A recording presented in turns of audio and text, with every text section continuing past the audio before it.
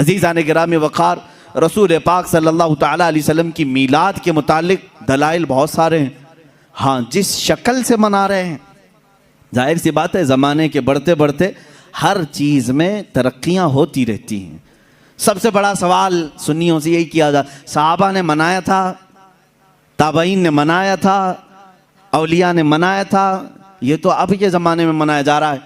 जुलूस जो है इसकी तारीख़ आला हज़रत फ़ाज़िल बरेलवी रहमतुल्लाह ताला अलैह ने भी फरमाया। 8वीं सदी हिजरी में बाज़ उशाक़ान रसूल ने जुलूस निकाल कर अपने आका की बारगाह में खिराज अक़ीदत पेश किया, लेकिन उस वक्त मौजूद उम्मत के सारे उलमा ने उसको बुरा नहीं समझा, उसको ख़राब नहीं समझा।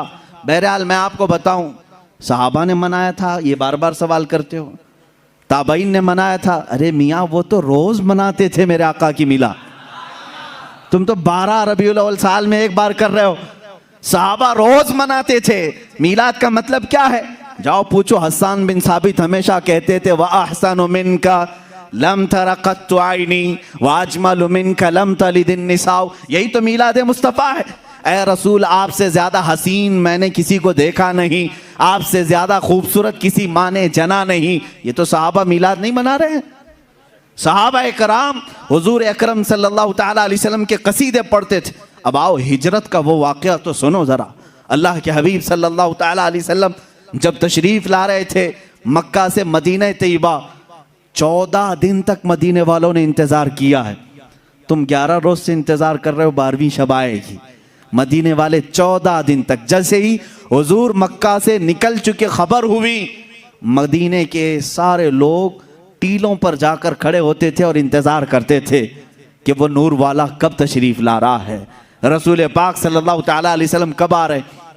मदीने वालों ने, बहुत सारे लोगों ने देखा नहीं था, देखने की तड़प थी। मुझे बताओ, आज आप मीलाद की घड़ी के इंतज़ार में बैठे होते हैं अदब से, ये इंतज़ार है? ये मदीने वालों की सुन्नत ही तो है। वो 14 दिन तक इंतज़ार किए आमद मुस्तफ़ा का। और जिस वक्त रसूल पाक की आमद हुई, अब हदीसों में है, बुखारी शरीफ भी पढ़ो आप, मुस्लिम शरीफ भी पढ़ो, हदीसों में मौजूद है, फरमाया रसूल करीम सल्लल्लाहु ताला अलैहि वसल्लम जैसे ही कुबा की चोटियों से नज़र आने लगे, जितने मदीने में हबशी थे वो अपने नेज़े निकाले, ढाल निकाले और अपना मखसूस जो उनका रक्स होता था उससे वो रक्स करने लगे। ढालों पर अपने नेज़े मार मार कर कहते थे, मुहम्मदुन अब्दुन सालेह, मुहम्मदुन अब्दुन सालेह। ये अल्फाज थे हबशियों के। और उसके बाद बनु नज्जार एक ख़ानदान था, उस ख़ानदान की सारी बच्चियाँ अपने हाथों में दफ लेकर के आईं, यूँ कहती थी, तलअल बद्रु अलैना मिन सनियातिल वदाई वजब शुक्र अलैना मा दआ लिल्लाहि दाई। ये आगे पूरा मौजूद है कसीदा, जिसमें वो कहती हैं, अंत शर्रफ्तल मदीना मरहबन या खैर दाई। ये गुनगुनाते हुए वो यूं कह रही थी, हम पर 14वीं का चांद तुलू हो गया है। कहाँ से? सनियतुल वदा की घाटियों से। उसके आने पर हम पर शुक्र वाजिब हो गया है। मुझे बताओ, ये मीलाद नहीं है तो और क्या है? हुजूर पाक की मीलाद का मतलब है हुजूर की सीरत बयान करना, हुजूर पाक की तारीफ बयान करना, यही तो मीलाद है। हम मजलिस मीलाद का मतलब क्या है? सिर्फ 12वीं शब को मनाना, यही नहीं, साल भर जब भी आप मेरे आका के तज़किरे करेंगे हम उसको मीलाद मुस्तफ़ा ही कहते हैं। मौलूद की महफिल है, मजलिस मीलाद है, जहाँ रसूल पाक की आमद के किस्से बयान किए जाएं, तारीफ़ व तौसीफ़ बयान की जाए, वो मीलाद है। सहाबा ने किया है मेरे अजीज़ों। अब अल्लाह के नबी सल्लल्लाहु ताला अलैहि वसल्लम जब तशरीफ़ लाए तो क्या हुजूर ने मना कर दिया? जो हिजरत के बाद हुजूर तशरीफ़ ला रहे थे। अच्छा, इसमें यह भी देखें, जब रसूल पाक सल्लल्लाहु ताला अलैहि वसल्लम तशरीफ़ लाएं तो उस वक्त का एहतराम और ताज़ीम करना ये सिद्दीक़ अकबर ने भी सिखाया है। उसकी एक खुसूसियत होनी चाहिए। जाहिर सी बात है, आज आप हमारे मिंबर को, हमारे यहाँ पर स्टेज को अलग अंदाज से देख रहे होंगे, इसलिए कि ये आए हैं मीलाद मुस्तफ़ा के एहतराम में। मस्जिद आज अलग रौनक ली हुई है, यहाँ अलग एक रोशनी है, क्योंकि उस साअत और उस घड़ी के एहतराम में, जिस सुहानी घड़ी चमका तैबा का चांद, उस दिल अफरोज साअत पे लाखों सलाम। हम उस घड़ी पर भी सलाम भेजते हैं। सिद्दीक़ अकबर रज़ियल्लाहु ताला अन्हु ने क्या किया था जानते हैं आप? मदीने वाले जब देख रहे थे गर्दनें फलान फलान कर देखते थे, उछल उछल कर देख रहे थे, दूर से वो नजर आ रहे थे। आने वालों में दो लोग थे, हुजूर पाक सल्लल्लाहु ताला अलैहि वसल्लम और हज़रत अबू बकर सिद्दीक। सैयदना अबू बकर सिद्दीक रज़ियल्लाहु ताला अन्हु का इश्क और उनका अदब भी तो देखें। जब मदीने वाले दब बजाने लगे और उछल उछल कर देखने लगे, हज़रत अबू बकर सिद्दीक रज़ियल्लाहु ताला अन्हु ने अपना जुब्बा उतार दिया, जुब्बा उतार दिया, तहबंद है, और जुब्बा उतार कर एक लकड़ी में लगाया और हुजूर सल्लल्लाहु ताला अलैहि वसल्लम के ऊपर झंडे की तरह हिलाने लगे। हुजूर पाक सल्लल्लाहु ताला अलैहि वसल्लम के चेहरे पाक के ऊपर हिलाने लगे। क्यों किया ऐसा उन्होंने? क्यों किया? यही तो हम भी कहते हैं, जब वो आमद मुस्तफ़ा हो तो हम लहराते हैं, लोगों को बताते हैं कि ये घड़ी आम घड़ी नहीं है।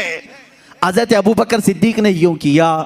हुजूर पाक सल्लल्लाहु ताला अलैहि वसल्लम ने उनसे पूछा भी, अबू बकर इतने दिन से मक्का से चले यहाँ तक पहुँचे, वो आपने जुब्बा उतारा नहीं, लहराया नहीं, मदीना करीब आया और तुम ये अपना जुब्बा उतार करके लहरा रहे हो। सिद्दीक़ अकबर के इश्क को लाखों सलाम, अदब व एहतराम को लाखों सलाम।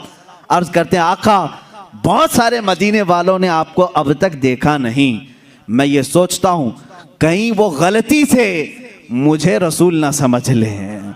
मैंने अपना जुब्बा उतार दिया है ताकि मदीने वालों को पता चले आका और है, गुलाम और है। झंडे लहराते हैं तो पता चलता है आका तशरीफ ला रहे हैं। ये सिद्दीक़ अकबर ने करके बताया है।